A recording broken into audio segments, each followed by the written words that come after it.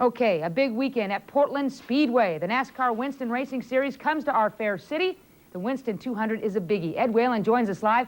Now, I know that you are a huge NASCAR fan, huh, Ed? Yeah, about 230 pounds worth. And I would take off this suit and put on a pair of overalls in a minute if I thought I could make a living on the NASCAR circuit. Folks, we're going to take you on a heck of a ride. Meet Jim Bown, the youngest member of a Portland NASCAR family. I can't imagine going 130 miles an hour and then 70. But then you get to go 130 again. That's the fun part. Down that side, right? Yeah, get to do it again on the backside. It's natural for Jim Bown to get excited while talking about driving 130 miles per hour on a half-mile track. His daddy Dick was a NASCAR driver, and his big brother Chuck is the current Grand National champ.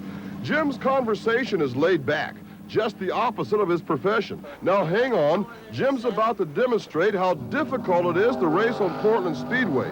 Sunday they'll run 130 miles per hour, heading into almost hairpin turns. Come off the corner hard, wide open. Lever wide open. Backstretch is rough. You gotta leave her wide open anyway.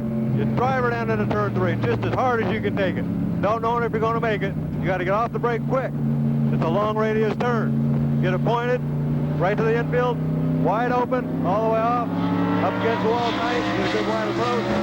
The only chance you got to get a good entrance into turn 1. Take it down in there as far as you can, right about there, and you let off.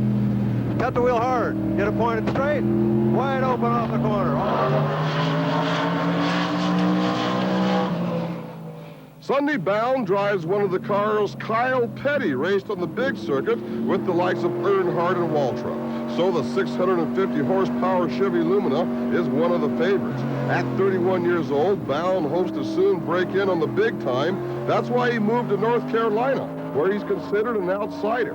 Being from Oregon, I know all from the South, it's kind of like an outsider working your way in, and they're good people, but, you know, it's like if somebody from Carolina came out here and started racing every week, we'd all kind of wonder about him, too, until we got to know him better. Jim races up at Monroe July 14th, and then he heads back down south with the good old boys, hoping to race his way to the big time.